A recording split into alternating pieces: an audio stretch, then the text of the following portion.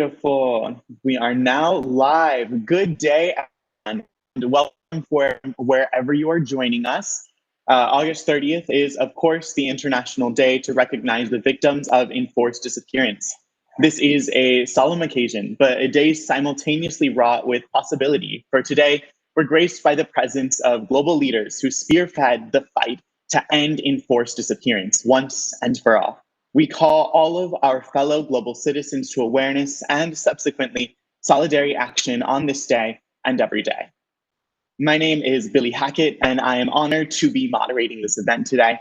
Though I am young, having just graduated from university, this year I launched a journey as a scholar and advocate focusing on enforced disappearance in Sindh, Pakistan. Thousands in Sindh have been abducted, yet the world at large does not know of it.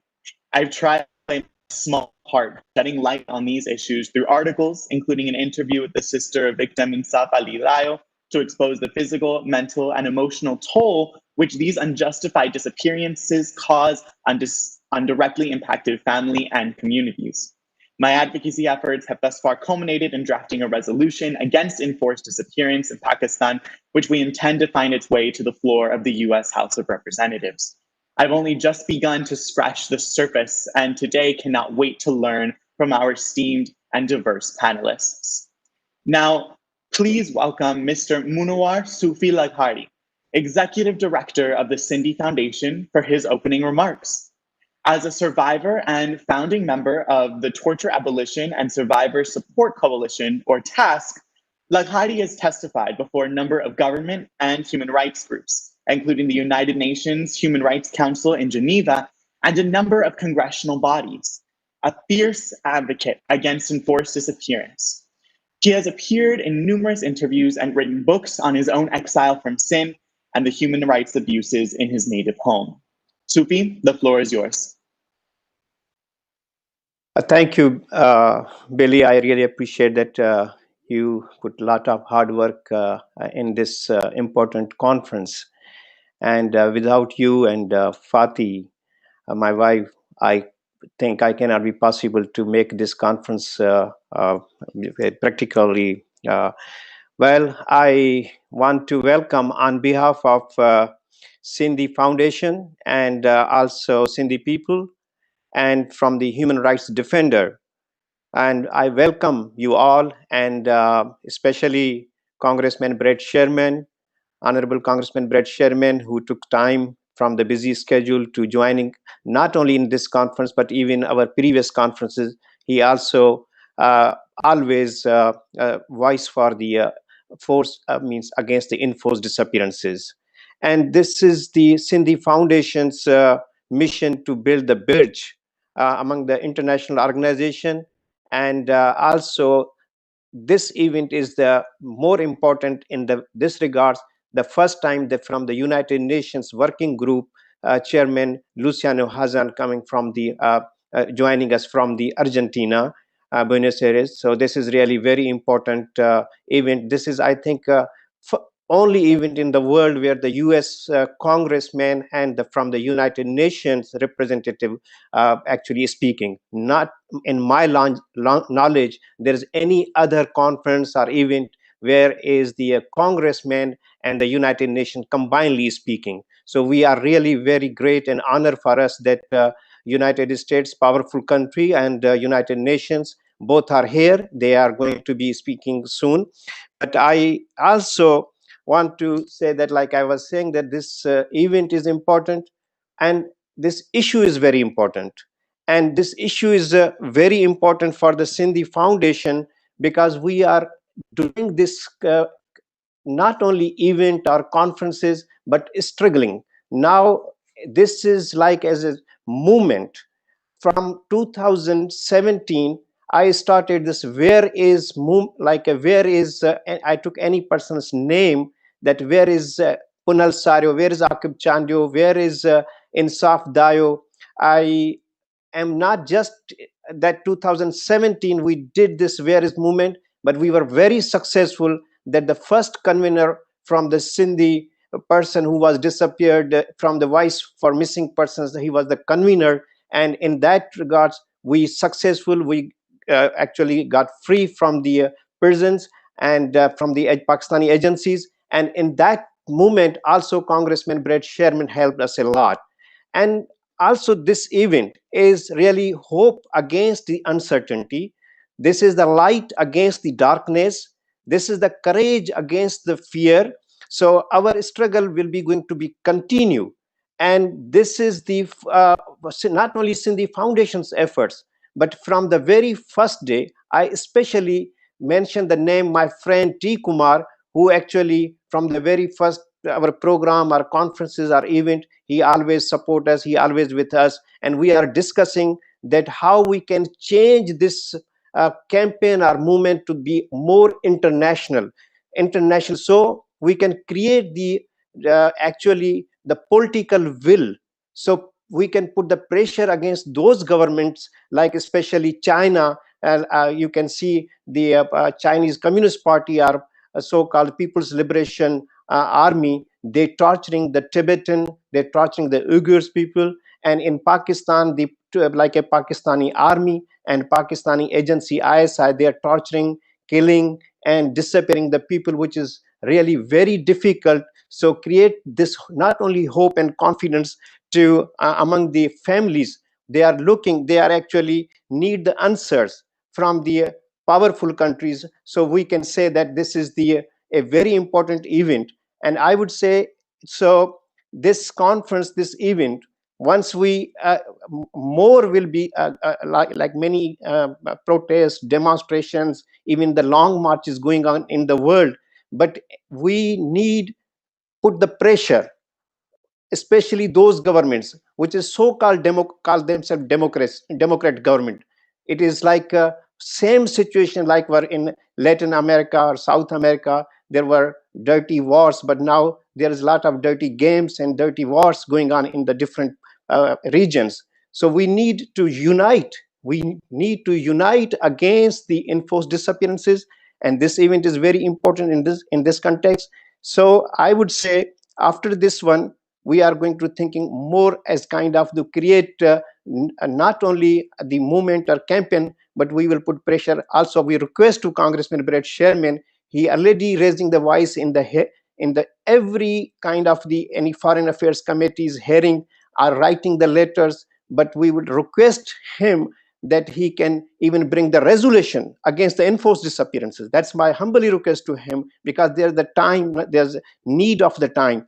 And also we request to the chairman of the working, Luciano Hazan, that he can also raise the issue in United Nations that can be set up as a like a priority issue, set up a priority issue. And like recently General Secretary also mentioned in his statement, the enforced disappearance not unchecked, and it is rife, it is going on. So my humble request that we have to put the more pressure on the United States and also United Nations, so they can be put the especially to raise this issue on those forums, so we can create not just hope but give the confidence to the family that they can get their loved one back and end the enforced disappearance. Thank you so much.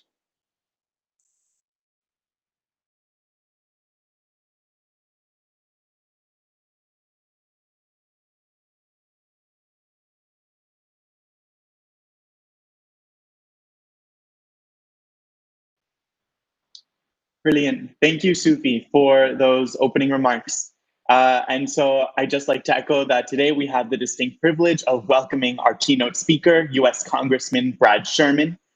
Congressman Sherman is a senior member of the House Foreign Affairs Committees, and Congressman Sherman has been uniquely engaged in the fight against enforced disappearances as chair of the Congressional Sindh Caucus for many years, using his role on a number of occasions to speak on the floor of the House of Representatives, including to demand the release of Akib Chandio, a young victim in Sindh who was released last year, but in recent weeks has been re-abducted. Congressman, thank you for joining us today. The floor is yours. Thank you so much. Hello, I'm Brad Sherman from California's best named city, Sherman Oaks. I represent the northern part of the city of Los Angeles, and for 24 years I've served on the Foreign Affairs Committee. It's my privilege to be with you today to speak out on the tragic issue of enforced disappearances. I'd like to thank my good friends, Sufi and Fatih, both of whom have struggled on this issue for well over a decade that I've known them, and both of whom I've invited to testify and have done an outstanding job of testifying before the Foreign Affairs Committee.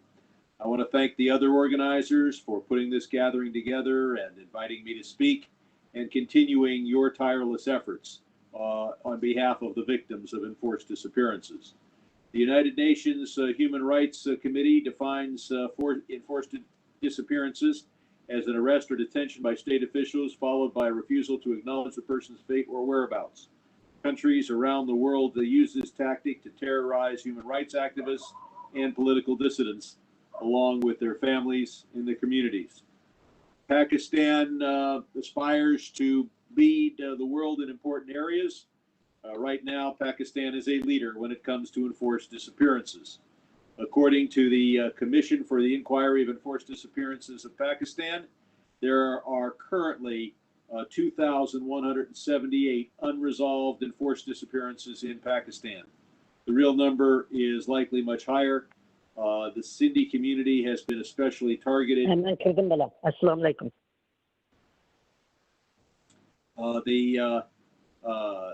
Sindhi community has been especially targeted for enforced disappearances, often at the hands of elements of the Pakistani government.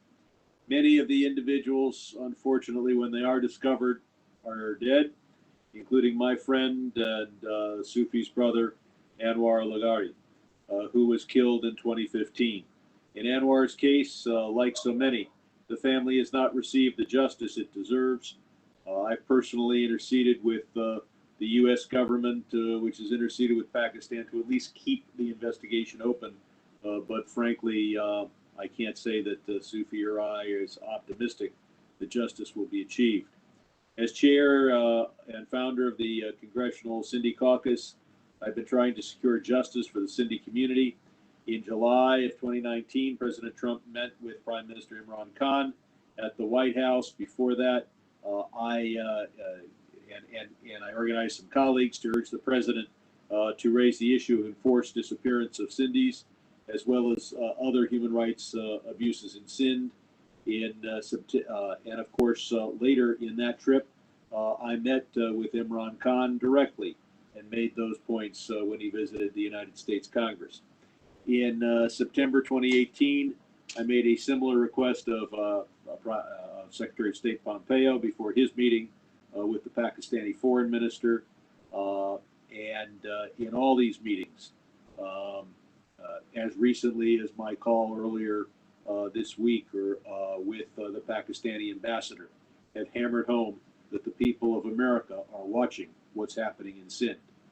I've repeatedly spoken out on the House floor and, of course, have written a number of pieces, including one for the Huffington Post. The United States has provided over $30 billion in aid to Pakistan. It's unacceptable that these disappearances continue to be unsolved.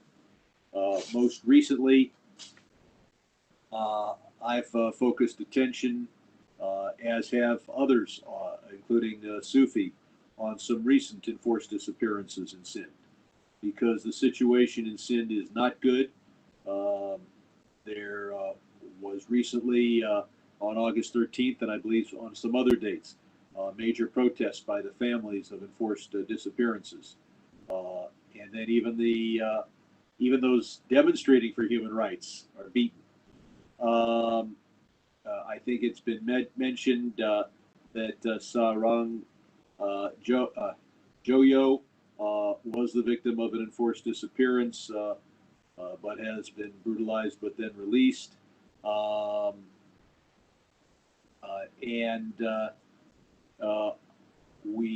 There are two other recent abductions, this time two brothers who were abducted on August 16th, Bashir Shar and Ghulam Shar. So Pakistan can move forward, become a prosperous democracy, but not without first addressing these issues. Unfortunately, Pakistan and Sindh don't have a monopoly on forced disappearances. In Sri Lanka, we see that Amnesty International estimates that 100,000 people have been forcibly disappeared since the 1980s. Many of these were in the Tamil community. Sri Lanka has ratified the UN International Convention for the Protection of All Persons from Enforced Disappearance. This is a step in the right direction. It's imperative that the families of those who are forcibly disappeared receive information on their loved ones. Sri Lanka needs to grapple with the crimes that have occurred over the past decades. Others have already mentioned the Uyghur community. Between 1 and 3 million Uyghur Muslims are currently being held in re-education camps. And of course, enforced disappearances are part of China's brutalization of the Uyghur people. In fighting against these heinous acts, I introduced the Uyghur Act in Congress to counter mass arbitrary detention within the Xinjiang region, and we hope to be able to pass this bill this fall. Enforced disappearances are a weapon of terror. They're meant to silence individuals, their families, but the entire community. It is impossible to understand the pain of families spending years not knowing where their loved ones are, whether they are dead or alive. That's why it's important to hold meetings like this one and to have a day dedicated to the disappeared, to shine a light on this horrific practice. I'm grateful to groups like the Sindhi Foundation and the Sindhi American PAC for raising awareness on this issue, and I promise to keep fighting in Congress on human rights in general and those who are victims of enforced disappearances. The governments that perpetrate this tactic want to silence us. They want to silence the victims. They want to silence the family. We will not be silent. A couple of personal notes I'll add at the end. One is that I'm dedicated to human rights in part because I'm inspired by my wife, who's in the next room. She has worked for 20 years in the conscience of the State Department, the Bureau of Democracy, Human Rights, and Labor. Second, the chair of the Foreign Affairs Committee lost his primary in New York, so there's now an opening for chair of Foreign Affairs. I'm the next in line. In the past, seniority would guarantee that I would simply step up and take the gavel. At this point, there's actually a contest, which is the way things have developed. But in just about every other committee decision, while there's a contest, the person with the most seniority prevails.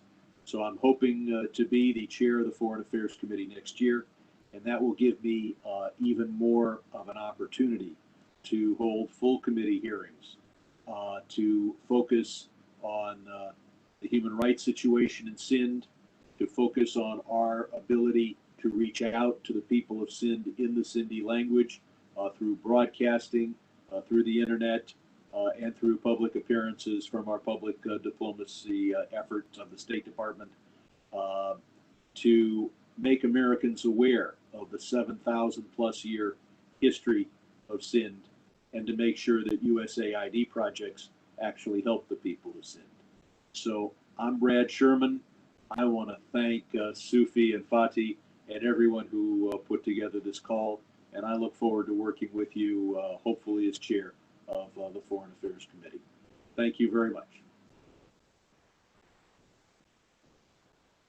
Thank you so much. Yes, thank you, Congressman Sherman, for taking time out of your very busy schedule to be present here today. You are a true friend to the Sindhi community and to victims of enforced disappearance around the world. Thank you. Next, we are going to hear from Mr. Luciano Hazan of Argentina. He's held a number of roles at the fight against enforced disappearance. He was a member of the UN Committee of Enforced Disappearance for 2 terms, and has served as a lawyer at the Grandmothers Plaza de Mayo Association for 10 years, where he coordinated its legal team and litigated several cases of children abducted during the dictatorship La Junta whose identities have been changed. He coordinated the Truth and Justice Program and was Undersecretary of Policies Against Criminality, both at the Ministry of Justice and Human Rights in Argentina. And he served as legal counsel at the Human Rights Commission of the House of Representatives. Currently, Mr. Hazan coordinates the program against institutional violence at the Federal Public Defender's Office of Argentina. Mr. Hazan, gracias por venir. Thank you for being here today. The floor is yours. Thank you so much.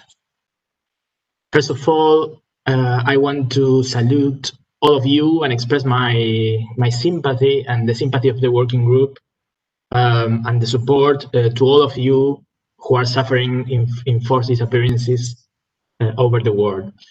These kind of events are highly important, and this is why it was so crucial that the United Nations established this International Day against enforced disappearances 10 years ago now. It is quite obvious that those disappeared must be remembered every day, and the fight to locate them is something that shall be demanded also in a daily manner. However, we know that the states where enforced disappearances occur usually want to hide it below the carpet, as we say in Argentina. And this is in the essence of the crime of enforced disappearance. A state crime that is characterized for the concealment of the whereabouts of the victims and the refusal to acknowledge the deprivation of liberty.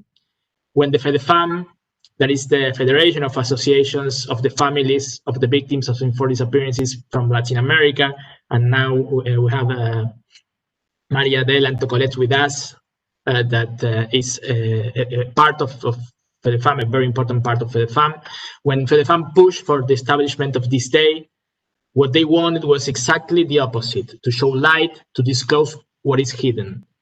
And then, when there is no response from the state, when denouncing the facts is so dangerous that the families are being harassed, threatened, or even killed or disappeared, then the path is to look for international solidarity. And this is exactly why the working group on enforced or involuntary disappearances was created by the Human Rights Commission in 1980, 40 years ago now. Because there was a need to have an independent body to receive the families, to listen to them, to document the facts, and to call the attention of the international community. By those days, it was the only way to have the dictatorships from Latin America doing something and sometimes releasing the disappeared or disclosing their whereabouts. The working group is a mechanism to build international solidarity also. And this day, August the 30th, is also a day to build international solidarity. August the 30th was elected as a day because it was the date of the first resolution of the General Assembly related to enforced disappearances. That was in 1978. By those days, enforced disappearances were occurring massively in Chile and Argentina, so the families and survivors in the exile were fighting to tell the world what was happening. So they could call the attention to two of the experts of the then Subcommission of Human Rights in Geneva, the experts from France and Italy. They were proposing a resolution to call for the attention of the world and to call for the termination of the practice the practice to disappear people. In those days when it was not yet truly clear in legal terms what was an enforced disappearance. But it was not easy. The ambassador of Argentina in Geneva those days exerted a huge diplomatic pressure by calling his colleagues from France and Italy, and lately to all those states whose nationals were part of the subcommission. He needed the resolution to be stopped. Fortunately, the experts supported the pressure and denounced it in the subcommission. It finally ended in a scandal, and the resolution was later approved by the General Assembly. The experts had been accused of supporting terrorism and many other things, and later they were not re-elected. But the resolution was a reality, and 2 years later it was created, the working group I am chairing right now. Argentina faced years of impunity, almost 20 years, but the fight of the families, the mothers and the grandmothers of the disappeared, permitted that now there are almost 1,000 of members of the military, the police, and the intelligence services convicted for the disappearances, and many more are indicted and being prosecuted. So I think that this story is a lesson for all of us, and it teaches that it is so important to keep fighting, to call for international solidarity, and to work together, the families for the different continents and the families of the world. I am happy to know that today families from different countries are participating in this event. The working group will be always supporting the joint fight of the families for truth, justice, memory, and reparation. But I was asked to give an overview of the situation in Asia, as is being documented by the working group. So what we see is that there is a lack of awareness of enforced disappearance as a phenomenon, and under-reporting remains an issue, as the number in our humanitarian procedure do not reflect the real amount for some states. It is an issue that should be addressed, the limited ratification of the International Convention in the region. Only Cambodia acceded and Sri Lanka ratified, as the congressman has just said. Five states, Thailand, Laos, Maldives, India, and Indonesia, have signed the convention. In this context, the working group has made a number of visit requests for Asia, in particular to Bangladesh, to China, to the DPRK, to India, to Indonesia, to Nepal, to Thailand, to Philippines, to Laos, and Pakistan. We have also called the attention for reprisals and harassment of activists in some contexts. And what is important now in this context is that the COVID-19 is creating new risks. But I will end about the situation on coronavirus in a minute. I would like to give you some statistics of outstanding cases from the region. It is really important to understand that these are only those cases that the working group receives that are only a little part of the total. So between the states that have more than 50 cases outstanding on the working group, we have Thailand with 75 cases, Bangladesh with 62, China with 100, and then with more than 150, we have Indonesia with 164, the DPRK with 316, Timor-Leste with 428, India with 420, Nepal with almost 500 cases, the Philippines with 616, and Pakistan with 802 cases. And even with more than 6,000 cases, we have Sri Lanka. To end, I just want to let you know that the working group has just delivered jointly with the Committee on Enforced Disappearances its statement on the International Day of the Disappeared and on the impact of COVID, as I was just saying. The impact of COVID, of course, in enforced disappearances.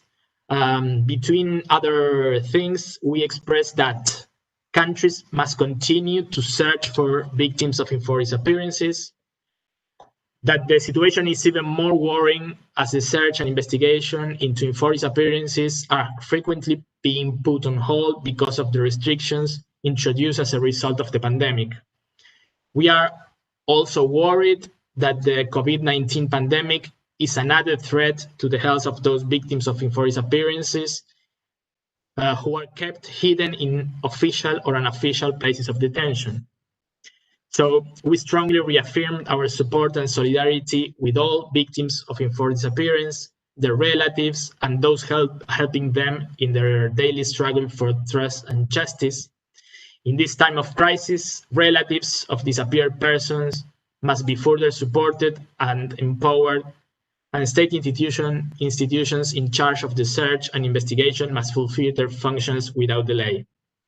All this must be promptly and proactively addressed by states, including through the implementation of specific programs to mitigate the multifaceted impacts of the pandemic. I finish with this. Many thanks for your attention and for letting me be part of this important event. Thanks.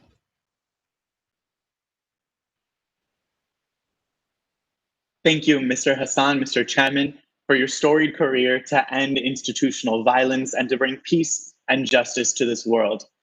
We appreciate your presence here today. Next, we're going to hear from Mr. T. Kumar. Mr. Kumar has served as Human Rights Monitor and Director of Refugee Camps around the world.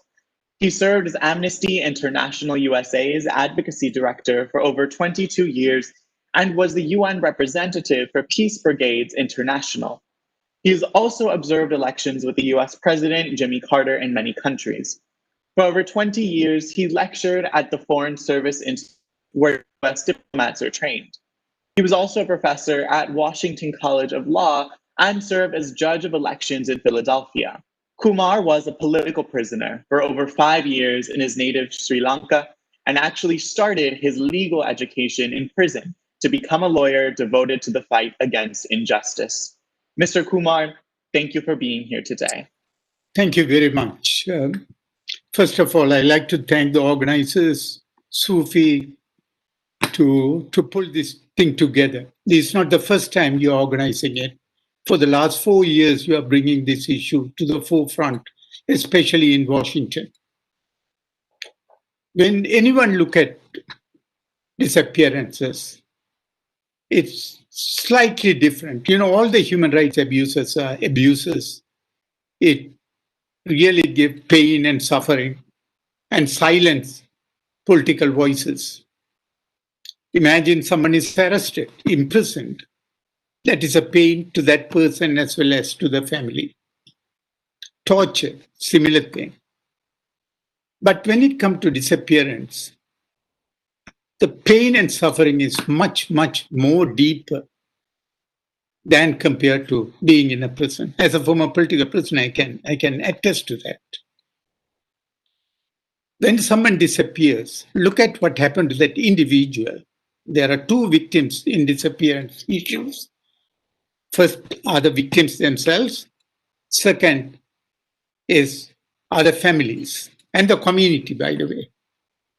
So when someone is picked up or abducted by the security forces or the police, that person immediately feels extremely helpless because he or she knew that no one knew what's going to happen to him or her.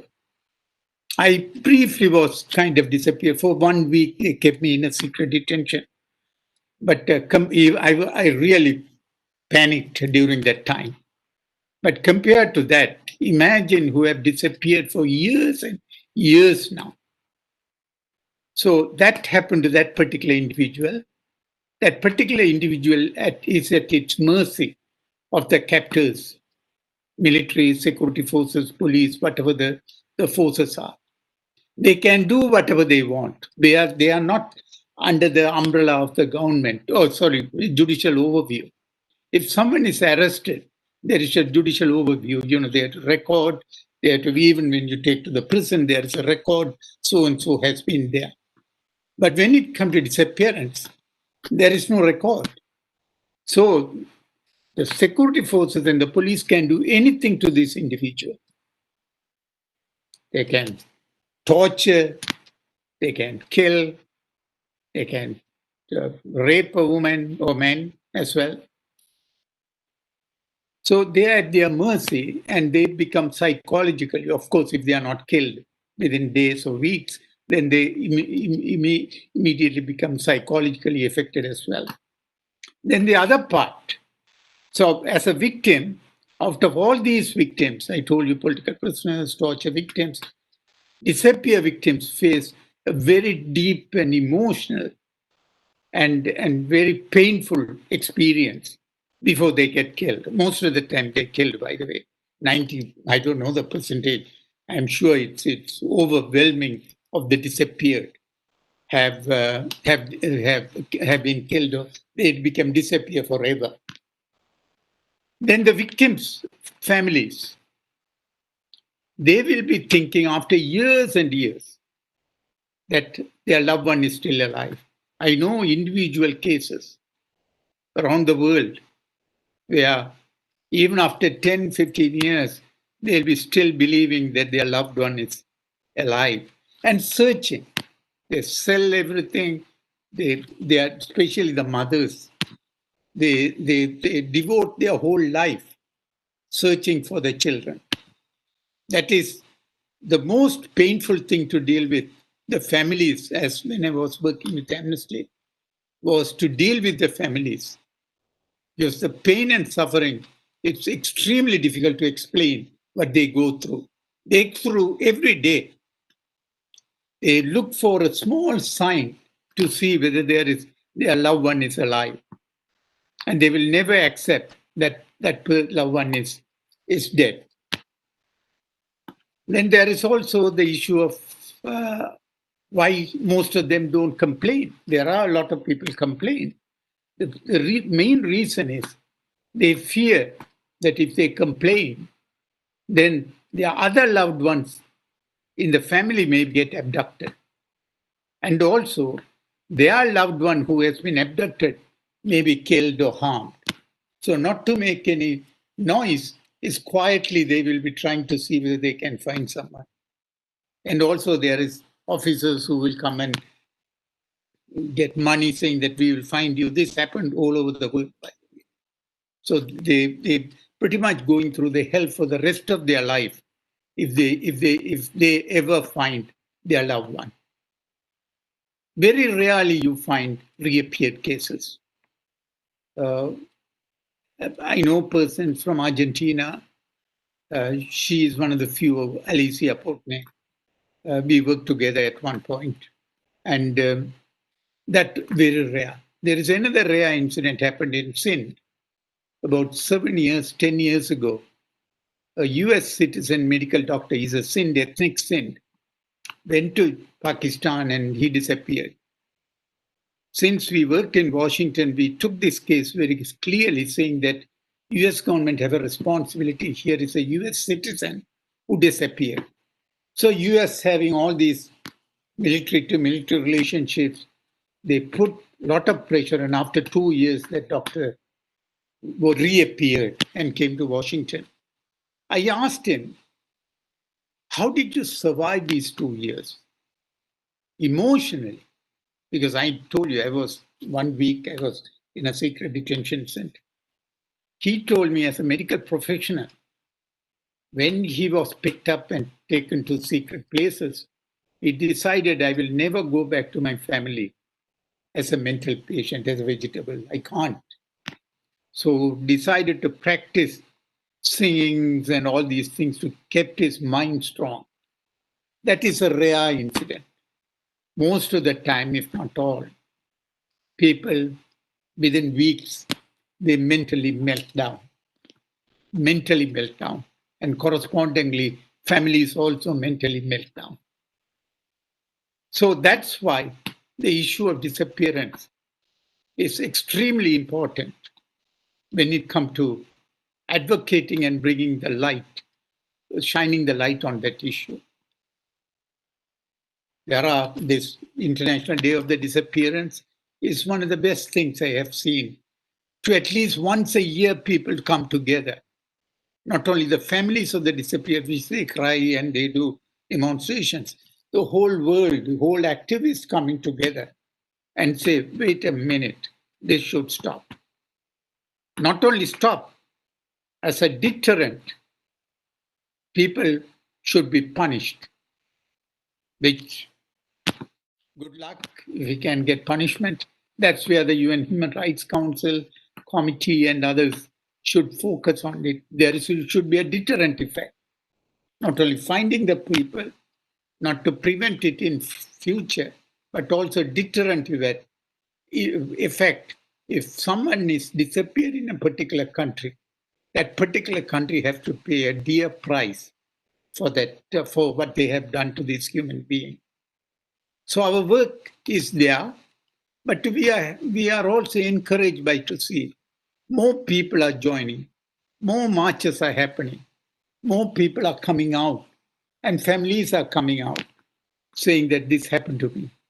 So hope we will find a way to do two things. Government should be extremely nervous to disappear people.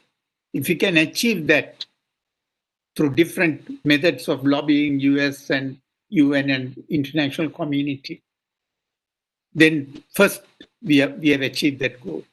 Anyone who disappears, any country or country's leaders should be treated like international pariahs for doing that.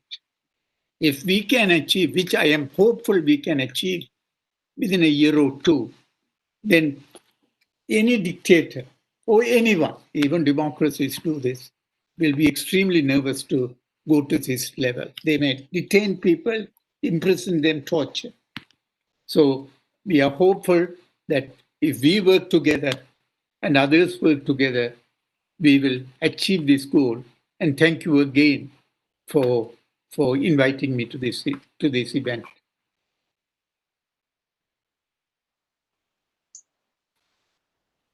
Mr. Kumar, thank you for your remarks. Thank you for sharing your own experiences and insights and the ways that you've been personally affected. Thank you for your perseverance and devotion to this fight against enforced disappearance. Next, we will hear a recorded message from Mr. Sindhi Inam. Sindhi Inam secretly read his elder brother's books on politics and literature growing up, through which he developed his own interest in politics. He began writing short stories and poetry as he matured, and when no one would publish his work, he began his own monthly magazine, Naun Niapo, New Message, in 1994. To date, he has published more than 300 books on various subjects. His published columns and outspoken editorial notes, however, led to his enforced disappearance on August 4th, 2017 in Sindh. He remained captive for 10 months, losing his physical and mental health balance. He has since launched a number of demonstrations outside of the Karachi Press Club in Sindh, including a hunger strike, which lasted 50 hours, beginning on July 20th, 2020. While we lament that Mr. Iman cannot be with us live today, you will see in his recorded remarks that it's because he is still protesting and he is there as we speak. I will now share my screen to watch his remarks. Figure that out. Thank you for your patience with these technical difficulties. Next, we're going to be hearing from Mr. Bhuchung Tsering. Bhuchung Tsering joined the International Campaign for Tibet in Washington, D.C. in 1995 and is currently the vice president. He's a member of the task force set up by the Central Tibetan Administration to work on issues related to dialogue processes with the Chinese leadership. He was also a member of the team led by the envoys of HH, the Dalai Lama, in the discussions that they had with the Chinese leadership between 2002 and 2010. He has testified in the United States Congress on behalf of the International Campaign for Tibet. Mr. Tsering, thank you for being here today. Thank you very much, and thank you, Sindhi Foundation, for giving me this opportunity to participate in this important event. The International Campaign for Tibet was set up in 1988 in Washington, D.C. to work for the promotion of democracy and human rights for the Tibetan people. And since then, we have been undertaking many activities, one of which is to collaborate with like-minded organizations in the human rights world. So I see some familiar faces here today with us, and thank you so much for what all of us are trying to do for the human rights of people throughout the world. Now, I want to begin by saying that while the United Nations gets many flack from different quarters on this issue of establishment of an International Day of Victims of Enforced Disappearances, the United Nations did a very commendable job in trying to at least highlight this issue. And as our friend Kumar said earlier, it gives us an opportunity to look at what this issue is and how it can be tackled. I also commend the United Nations for coming out clearly on defining what enforced disappearances mean and its implications. I've seen the statement issued by the working group, Mr. Luciano Hazan, today, as well as the United Nations' own background information on enforced disappearance. And you're certainly right in saying that governments or state parties use enforced disappearance as a way to politically oppress people and as a way of collective punishment of communities that doesn't agree with governmental policies. In the case of the Tibetan people, it's very clear that the Chinese authorities have been using enforced disappearances as a way of controlling the Tibetan people and making them toe the Communist Party's line. Therefore, it is very heartening that the United Nations, the experts and working groups, Mr. Luciano Hazan, yourself and others, made a call to the Chinese government in June this year, asking about the whereabouts of the Panchen Lama. This is very important because the issue of the Panchen Lama is very crucial to understanding the issue of the Tibetan problem. First of all, the Panchen Lama is a religious freedom issue, and the Chinese authorities arbitrarily detaining somebody like him shows how much respect they give to the religious freedom of the Tibetan people. More importantly, when the United Nations decided to observe the International Day of Victims of Enforced Disappearances in 2010, the Panchen Lama was already disappeared for 15 years. And now, as we observe the Enforced Disappearances Day today, it's 25 years since he has disappeared. And this also gives us an indication of what the Chinese government is trying to do. They realize that the Panchen Lama symbolizes Tibetan people's right to struggle for their own destiny, dignity, their economic and political right. And through detention and disappearance of the Panchen Lama, the Chinese authorities are denying Tibetan people that right. And today, as we speak, the Chinese authorities are saying that the Panchen Lama wishes to be disturbed, that he is working and he's doing whatever he is doing. Of course, he may be doing that, but he is no longer a child. He is more than 30 years old. He is an adult, and even under China's own law, if that is what he wants, he should have the right to say that himself. Therefore, I join the call by the working group and the UN experts in asking the Chinese government to give information about the whereabouts of the current Panchen Lama and his status, Gendun Chökyi Nyima. Of course, we shouldn't confuse him with the Chinese government's own appointed Panchen Lama, who is out there in China. But the Panchen Lama recognized by the Dalai Lama has not been seen since 1995. Now, I want to ask the Chinese government, first of all, to account for the Panchen Lama and for all those Tibetans who have disappeared. The Panchen Lama's case is particularly unique because although we shouldn't be competing against any other situations or individuals, in many cases of disappearances in different countries, the authorities have some reason, whether they're right or wrong, or whether they're justified or no, in trying to detain that person, whether it's through false allegations or whatever it is.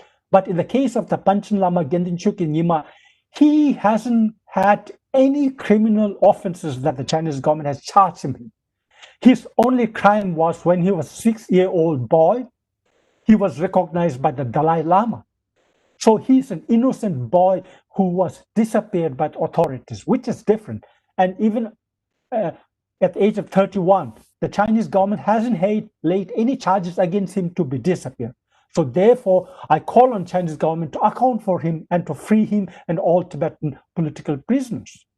Secondly, I urge the United Nations and the international community to continue to raise your voices on behalf of the enforced disappearances cases, as well as on all political prisoners. As much as governments may not respond to your pay heed to your call immediately, these have an impact on the government policymakers, and more importantly, such calls have an impact on the victims themselves, because these are voices of hope for these victims, and that will keep them alive. And therefore, if we want the enforced disappearances to stop, all of us need to continue our effort in doing that. And I therefore, once again, thank you for this opportunity and hope that the day will not be far off when we all will see enforced disappearances no longer being there. Thank you very much.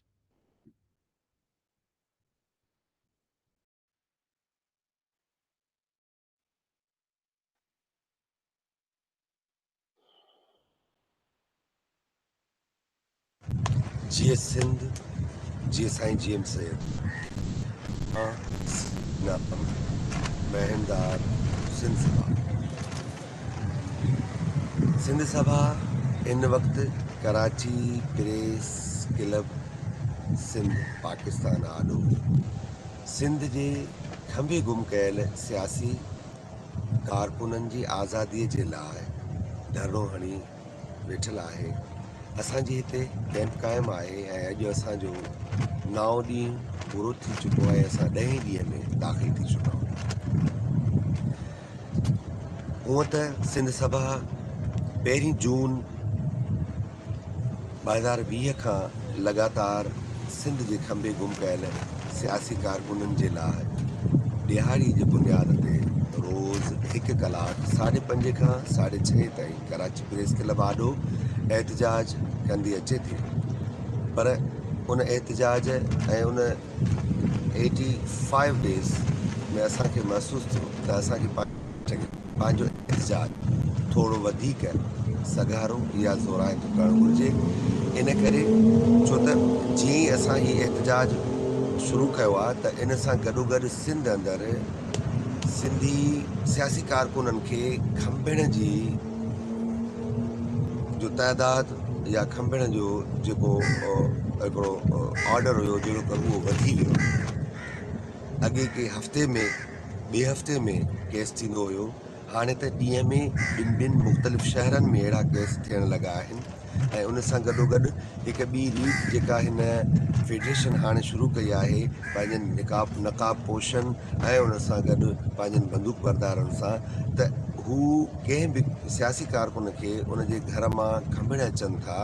जब उहो नथो मिले त उनजो ॿुढड़ो पीउ खंभे वञनि था, या उनजो मासूम पुटु खंभे वञनि था, या उनजो नंढो भाउ खंभे वञनि था, जेका असांजी सोसाइटी या असांजी क़ौम जे लाइ बदतरीन बरबरीत आहे।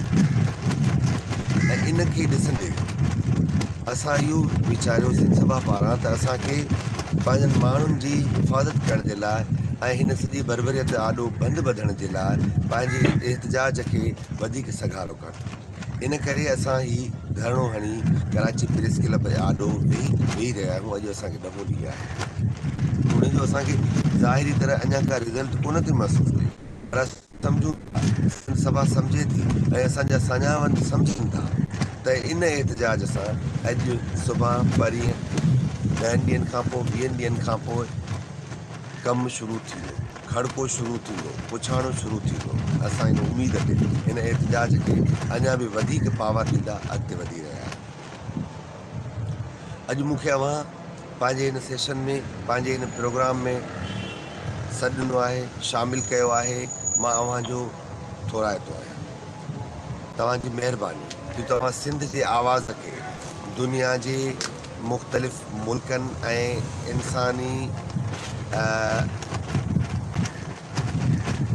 हक़नि जी तंज़ीमुनि खे आॾो सिंध जो केस पेश करण जे लाइ मूंखे टाइम ॾिनो आहे।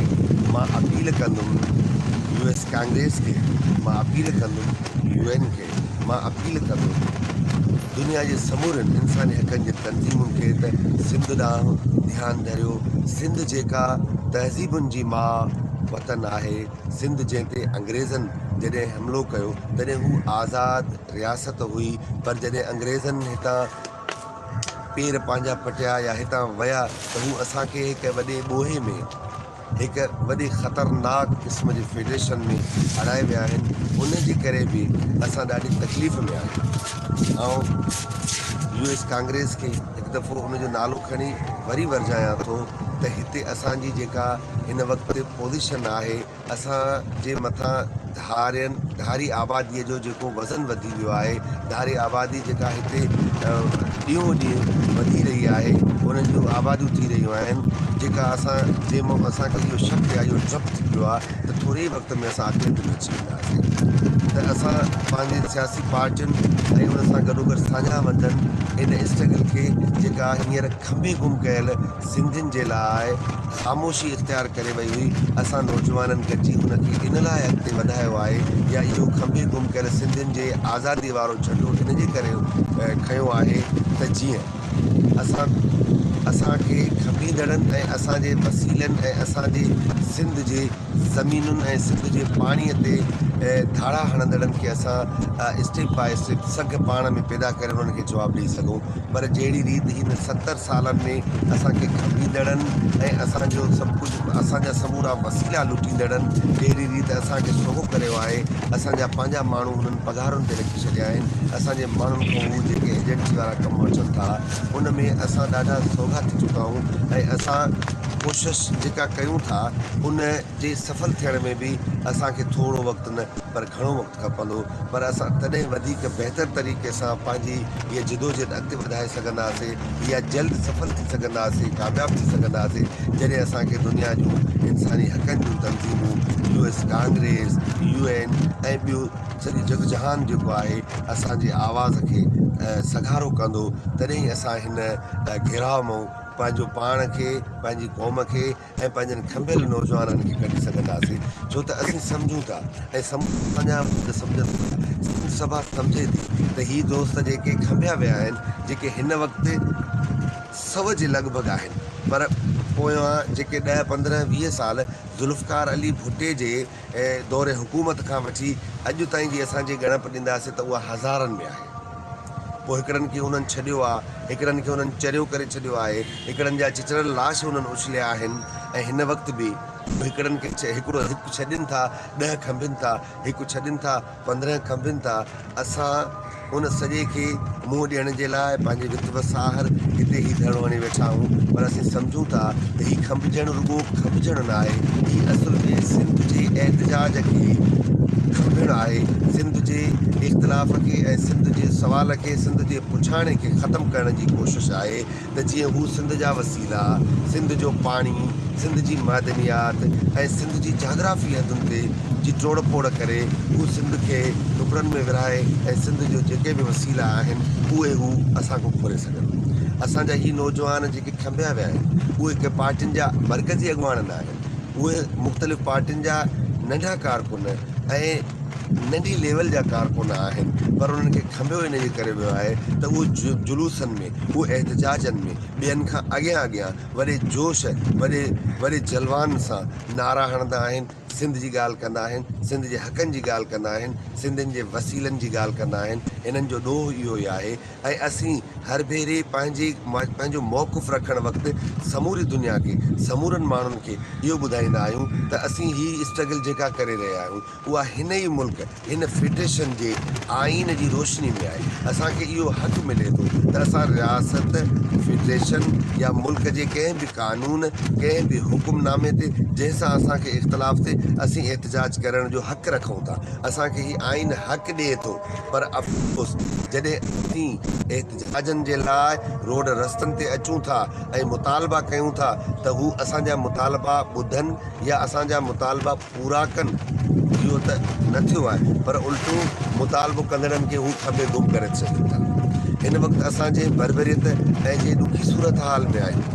उन मां असां सम्झूं था असांजी स्ट्रगल बचाए सघंदी, असांखे स्ट्रगल कढी सघंदी, पर दुनिया जहान जेसीं ताईं असांजे आवाज़ खे आवाज़ न ॾींदो, असांखे सॻड़ो न कंदो त असांजे लाइ हिन सूरत हाल मां, हिन घेराव मां, हिन बर्बरियत मां बचणु ॾाढो ॾुखियो, ॾाढो तकलीफ़ दे ऐं वधीक क़ुर्बानी ॾियण खां पोइ मुमकिन थी सघंदो। इन जे करे असां वरी बि US कांग्रेस खे, UN खे, इंसानी हक़नि जी तंज़ीमुनि खे अपील कयूं था त उहो सिंध ॾांहुं ध्यानु ॾियनि। सिंध में इंसानी हक़नि जी पामाली थी रही आहे। हिते ॻाल्हाईंदड़नि खे, हिते सवाल कंदड़नि खे, हिते एहतजाज कंदड़नि खे गद्दारीअ जा लक़ब ॾेई ऐं पंहिंजो एंटी स्टेट जा लक़ब ॾेई उनखे खंभे गुम कयो वञे थो, उन्हनि खे कोर्टुनि में पेश नथो कयो वञे, थाणनि ते ज़ाहिर नथो कयो वञे।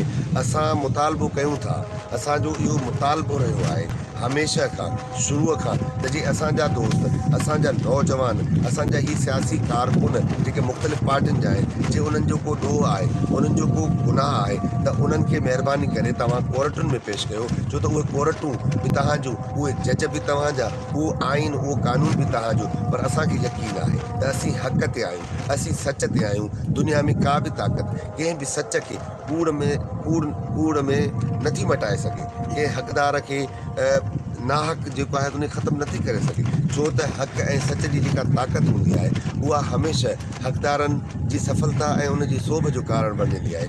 असां तव्हां खां 1000 भेरा, लख भेरा इहा अपील कयूं था त महिरबानी करे सिंध में थींदड़ इंसानी हक़नि जी पायमाली ते नज़र रखो ऐं सिंध सां थींदड़ वेदननि, ज़ुल्म ऐं बर्बरियतुनि जो दुनिया में आवाज़ उथारे। जी Sindh.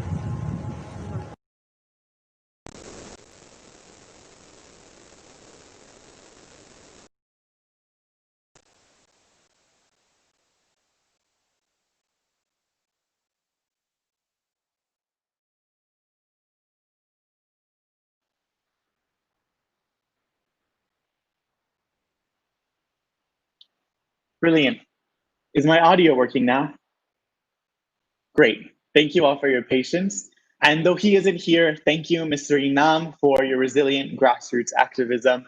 We have many legal experts and storied human rights advocates on this call, and I think we can all agree that the tide shall not turn against enforced disappearances as it can until the people generate public pressure sufficient to meet the moment. So thank you for all that you do. Next, we will hear from Maria Adela Antucoles. And unfortunately, though she was here earlier, her audio was not working. And in her place, I will read an excerpt of her remarks. Her full remarks I will attach in the description of this live stream video. And in the meantime, thank you very much to Sindhi Foundation for having me and inviting me to this meeting. The Argentine movement of Mothers of Plaza de Mayo appeared under the worst dictatorship the Argentine people had to suffer. They met in that square in order to be seen. They were looking for their kidnapped children. There were also husbands, fathers, brothers, nephews, grandchildren missing. In that far April 1977, 14 mothers met there. My mother, Maria Adela, and 2 of her sisters were among those women. The mothers there in Plaza de Mayo, in the middle of a silent and terrified country, were just a little group, a simple round of women who then ignored their own risks. However, at every step they took, they built bridges to truth and justice. The country suffered from a planned and systematic repression. It was logical that the dictatorship should call them locas, crazy women, and they triumphed, resignifying the nickname. Crazy, yes, but in pain for our children. The group of mothers increased, but they felt quite alone in our country. They began to be highly recognized in the United States and in Europe, while unknown and in great peril in their own country. Even some of the mothers and fathers suffered enforced disappearance. My mother was often selected to join the traveling group. She was lucid and accurate when addressing to different officials, whether they were presidents of nations, ministers, or human rights defenders. She often asked them to abandon trade with the Argentine dictatorship so as to isolate the dictators. She had several times been to the United States to fulfill that mission. The Mothers of Plaza de Mayo Foundation founding line supports all forms of memory, with the conviction that these forms lead sooner or later to the public dissemination of truth and to the realization of criminal justice. For years, they have participated and continue to do so in the arduous meetings on concentrations of the memory in parks and museums, and how to handle the former clandestine centers, and how to transmit to young people their experience without overwhelming with their pain or to push children to imprudent policies. They have talks with students, teachers, and researchers of different levels. They use their children's names clearly written on the white handkerchiefs wherever they officially go. They support the placement of plates and tiles with which cities can show their wounds. They occupy positions in institutions dedicated to memory. They attend to seminars about memory processes, to inaugurations of monuments, ensuring that there are still activities around them, as in the Memory Park on the banks of the River Plate. I have said that finally the trials arrived. First, in 2003, the laws of impunity were annulled by the parliament. After that, in 2005, the Supreme Court of the nation accepted the annulment of the impunity laws. So the trials against humanity started again. In these moments, the trials were delayed because of the pandemic, but the Court of Appeal ordered the trials to continue. In spite of a lot of troubles, the trials have been great, but they actually need greater speed and efficiency. There are presently among 600 cases pending, 263 cases in the investigation stage, 245 with a sentence, 67 brought to trial, and only 17 currently under debate. In addition, there are 645 defendants or sentence deceased. In 1981, FED-EFAM was created in a meeting of relatives in San Jose, Costa Rica. That means the Federation of Relatives of All America. This group worked a lot in behalf of the International Treaty on Enforced Disappearance, and finally, the International Convention of the Protection of All Personas from Enforced Disappearance was adopted by the United Nations in 2006. This group had set up this day, the Day of International Detainee and Disappeared in 1981. The mothers were fundamental in that institution and in FED-EFAM. Several countries adopted and commemorate this day. In 2010, the United Nations instituted the International Day of Victims of Enforced Disappearance this day. Such recognition was made possible by the persistent and tireless effort of families of the disappeared, first in the Latin American region. And so we go on. We have to campaign for all the countries to ratify the convention and fulfill its precepts. It is so much better if all of us go on together. As we say in Latin America, we don't forget, we don't forgive, we don't reconcile. Thank you. So today, Maria is 79 years old, now a retired professor of literature who's worked both in the academic sphere and, as you heard, in this sphere and field of human rights. So gracias, Maria, for your wisdom, for sharing your words, and for your lifetime advocacy. Your full remarks will be linked in the description below this live stream. Next, we will hear from Ms. Rebiya Kadeer. Ms. Rebiya Kadeer is an ethnic Uyghur entrepreneur, human rights activist, and longtime advocate of greater autonomy for the Uyghurs, a Turkic Muslim population living in Western China. She married at age 15 and helped support her family by sewing undergarments and shoes, eventually becoming one of the wealthiest women in China. Rebiya was imprisoned from 2000 to 2006 due to her political activism. She was released in 2006 after the intervention of the United States, and that same year was nominated for a Nobel Peace Prize. Rebiya has campaigned for international support and action on behalf of the Uyghurs, claiming that Beijing is stifling their culture and attempting to brainwash them with Chinese nationalism. In November 2006, she was elected president of the World Uyghur Congress, which represents the collective interests of the Uyghur diaspora, both in Eastern Turkestan and in countries throughout the world. Ms. Kadeer, thank you for being here today. So much. Allah Akbar. Sizga navbat keldi. First of all, she says greetings to you all. Sindhi Foundation'ga rahmat bugun bizni qatnashganingizga. She says thank you very much for Sindhi Foundation for inviting me to speak. Barliq mushu bizdek izlegan millatlarga ko'ngil bo'lgan bugun mushuning qatnashgan kongress a'zolariga rahmat, salom, ham Kumarga salom. She also wants to greet everyone who cares about people who are suffering from forced disappearance, people who care, people who are working in every sphere, including the political sphere, to make changes and make the situation better for the people who are suffering. Hem Kumar efendime salam kılmak. Çünkü şu uzun yıllardan beri bizdek izleyen milletlerin derdini ta hazırgacha anlatıp kelyapti. She also says a special greeting to Kumar, Mr. Kumar. Ben bugün şu yazma tayarlagan narsamni ekelenmey kaldım. Ne ağzımda söyleyeyim.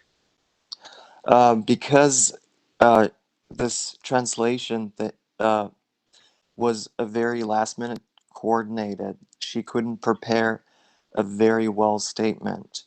So she will be speaking briefly. Uygurların ahvalını sizler bilirse. Everyone understands Uyghur people's situation now.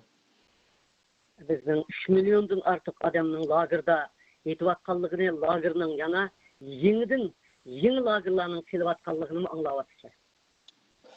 We have about 3 million people suffering in the concentration camps, and we just learned that from the new reports that they are continuing to build new camps throughout the region.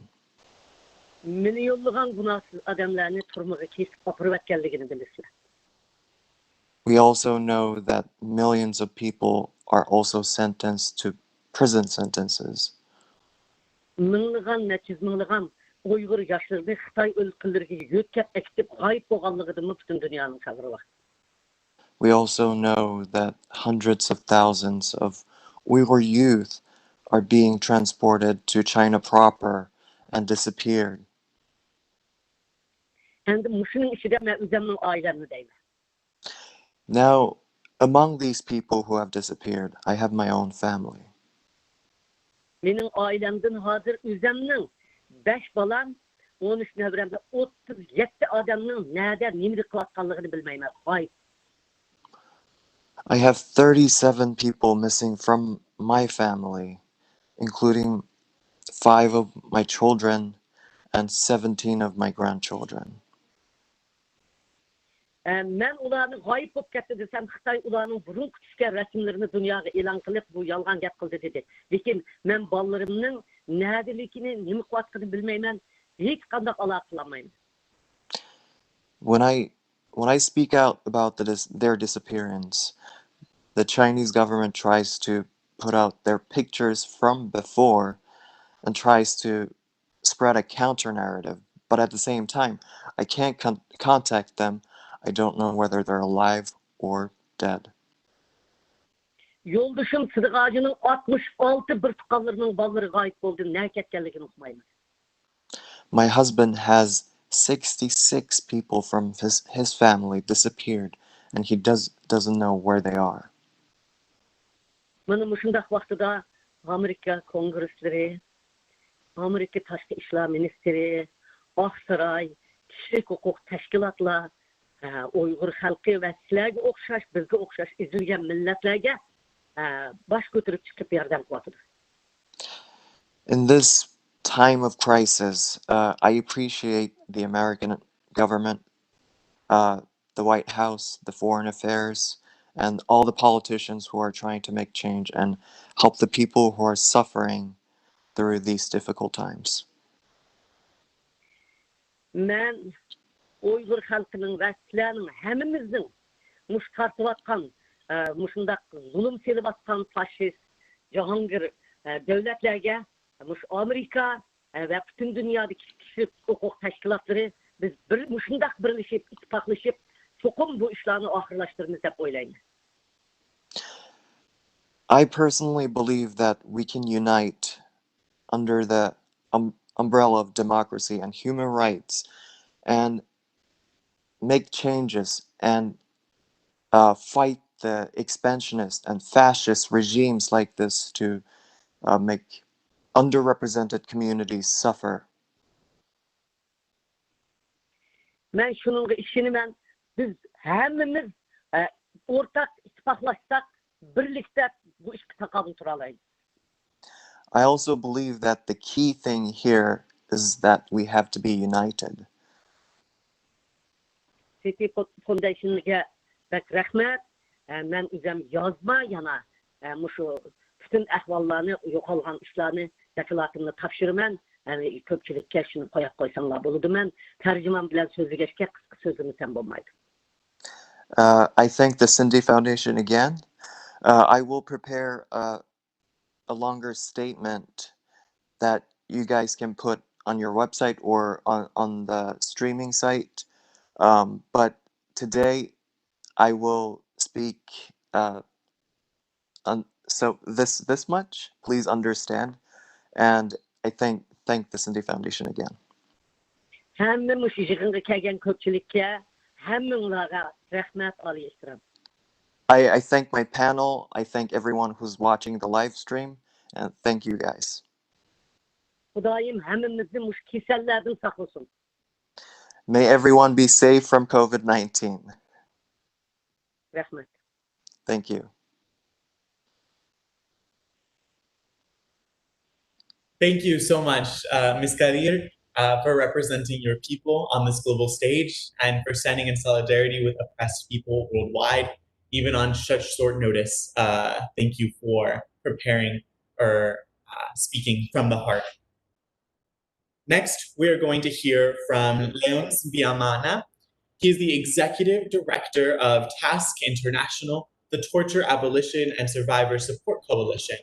He joined TASSC in July 2017, bringing 10 years of experience in human services and program management.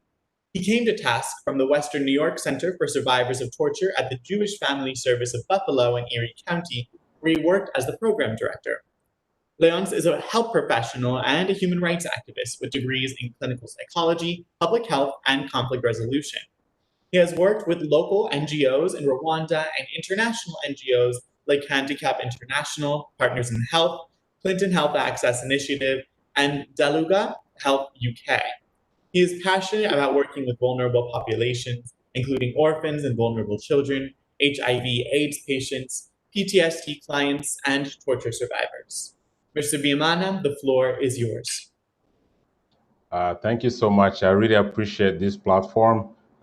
Thank you so much, Munawar, for organizing this, and the Sindhi Foundation. Thank you, everyone who is on this platform.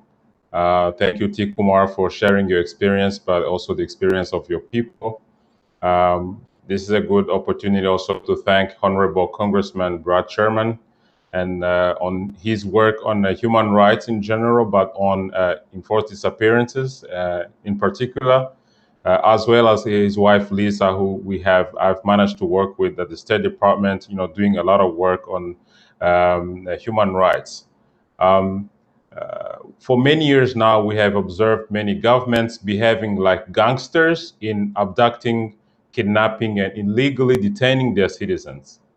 In different corners of the world, we see repressive governments using enforced disappearance as a weapon, where hundreds of men, women, and children are disappeared, and families have no idea where their loved ones are and what happened to them. We all know what is happening in China, where 1 to 2 million ethnic Uyghurs in the Western region have been detained and kept imprisoned, where they're subjected to psychological and physical torture, as well as indoctrination. The government of Pakistan is systematically using enforced disappearance to silence Sindh activists and other activists around the country. In Syria, we have witnessed a catastrophe, the consequences of which will be felt for generations to come. This includes not only millions fleeing their homes, the shredding of the Geneva Convention and massive criminality by the Assad regime and others, but also the enforced disappearance of over 65,000 people, including entire families and thousands of children. In Uganda, in Cameroon, in Burundi, in Zimbabwe, Eritrea, and other African countries, political dissidents, journalists, and ordinary civilians have been killed, tortured, or disappeared by their own governments. Nigeria, Cameroon, and other neighboring countries have used their anti-terrorism laws to practice enforced disappearance with impunity. Beside enforced disappearances, we are seeing other kind of horrific human rights abuses, such as very bad treatment and human trafficking of migrants in Libya and surrounding countries. The practice of enforced disappearance is encouraged by silence, military and financial support to the countries like Pakistan, India, Sri Lanka, Uganda, Nigeria, and the others by the United States and other Western powers. The families of the disappeared will tell you that what they need more than anything else is to find out what happened to their relative who vanished. Unfortunately, in too many cases, that question may never be resolved. But they also have other needs that go far beyond this. Enforced disappearances don't only affect the disappeared person but also the family. The psychological torture to the family is very, very deep. As part of our international advocacy, we have worked with the International Coalition Against Enforced Disappearances, which urges countries to ratify and implement the International Convention for Protection of All Persons from Enforced Disappearances, adopted by the United Nations in 2006. Article 1 of the Convention says, no one shall be subjected to enforced disappearance, and the second article says, no exceptional circumstances whatsoever, whether a state of war or a threat of war, internal political instability, or any other public emergency may be invoked as a justification for enforced disappearance. Unfortunately, many countries throughout the world, including those that have signed the convention, continue to disappear real and perceived critics, causing enormous suffering for the victims and their families. Enforced disappearances also spread fear and insecurity in communities because nobody knows who could become the next victim. The United States of America should tie its development and military aid to these countries to human rights accountability, including enforced disappearance, torture, and other human rights abuses. We all know that US is giving billions of dollars on annual basis to Pakistan, China, India, and other African countries, but that money should be tied to human rights abuses record. So those countries that are practicing enforced disappearances should not receive any type of support from the US. Enforced disappearance is a form of psychological torture to family members, and most of the disappeared are subjected to physical and psychological torture. This has to end now. Thank you.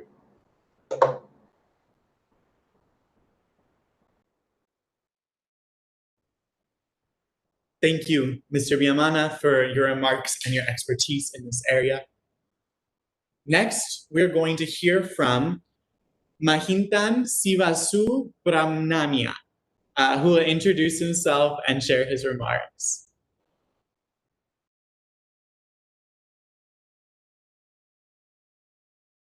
I think, is he here?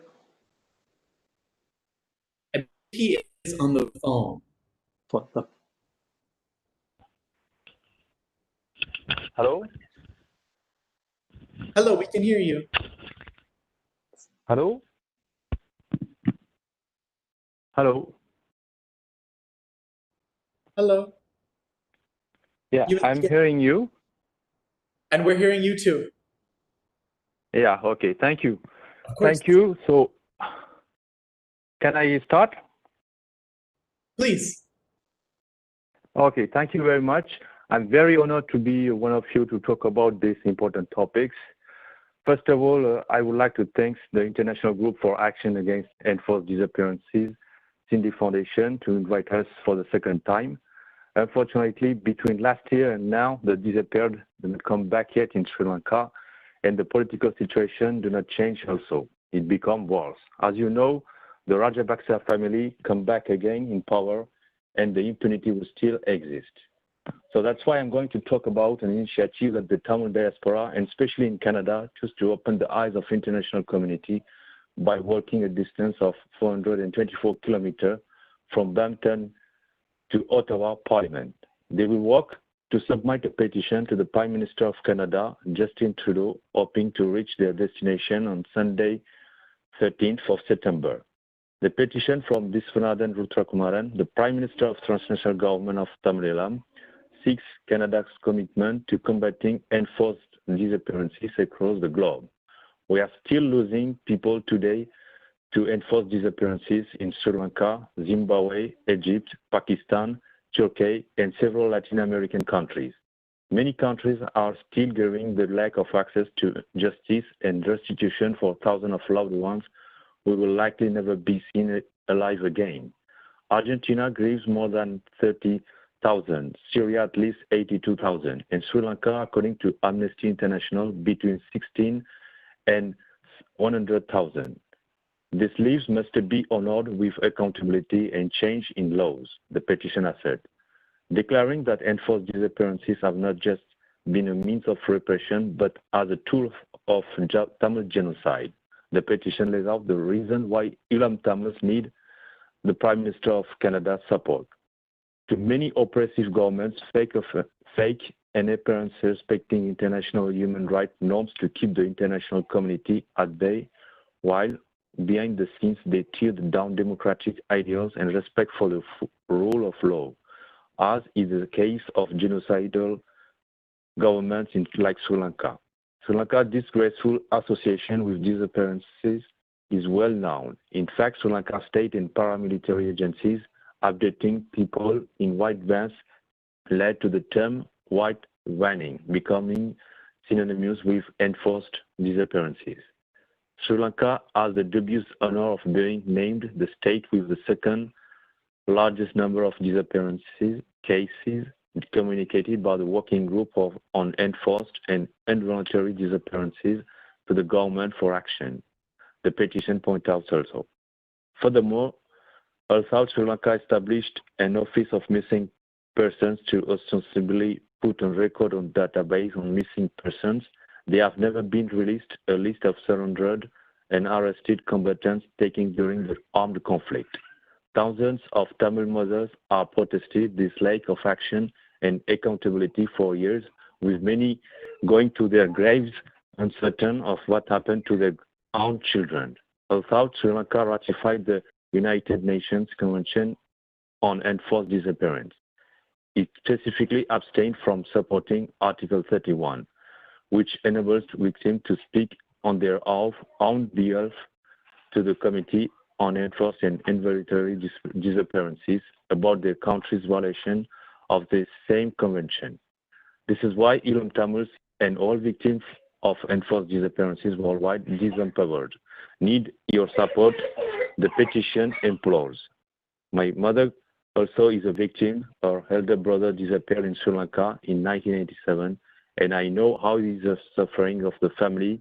That's why the Transnational Government of Tamil Nadu gives the support to all victims of enforced disappearances. Thank you very much to listen to me.